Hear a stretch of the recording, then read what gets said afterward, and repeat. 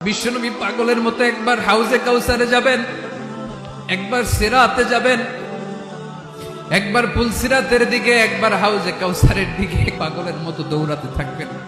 তার কোন গুনাহগার উম্মত যাতে জাহান্নামে ঢুকে না যায়, সেদিন কেউ সুপারিশ করতে পারবে না বিশ্বনবী ছাড়া। এজন্য 5 নম্বর আল্লাহ বললেন, মান যাল্লাযী ইয়াশফাউ ইনদাহু ইল্লা বিইযনিহি। কার সাহস আছে, কার এত বড় বুকের পাটা কিয়ামতের কঠিন দিন আল্লাহর সামনে দাঁড়িয়ে সুপারিশ করবে? কারো ক্ষমতা নেই, কারো ক্ষমতা নাই। বিশ্বনবী সেদিন সিজদায় পড়ে উম্মতের জন্য কাঁদবেন, সবাই কাঁদবে, নফসি নফসি, আল্লাহ আমারে বাঁচাও, আল্লাহ আমারে বাঁচাও। বিশ্বনবী বলবেন, উম্মতি উম্মতি।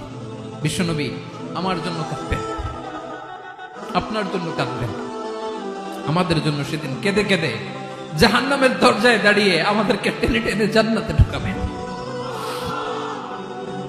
এজন্য এই বিশ্বনবীর ভালোবাসা যেন আমাদের হৃদয়ে ভরপুর থাকে। আমার ভাইয়েরা, প্রতি শুক্রবার বিশ্বনবীর উপরে বেশি বেশি যেন আমরা দুরূদ পড়ি। আমরা যখন বিশ্বনবীর সালাম দেই, দুরূদ পড়ি,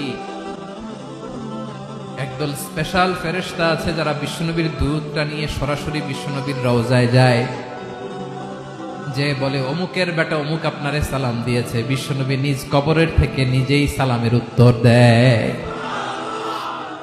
বিশ্বনবীর ভালোবাসা যেন আমাদের হৃদয়ে থাকে, বিশ্বনবীর সুন্নাহ দিয়ে যেন আমাদের জীবনটাকে সাজাই পারা যাবে ইনশাআল্লাহ। বিশ্বনবীর ভালোবাসা ছাড়া কেউ জান্নাতে ঢুকতে পারবে? বিশ্বনবীর পক্ষে আমরা বলবো, বিশ্বনবীর পক্ষে আমরা লিখবো, বিশ্বনবীর জন্য আমরা আমাদের কলিজার রক্ত বিলিয়ে দিব, ঠিক কিনা বলেন?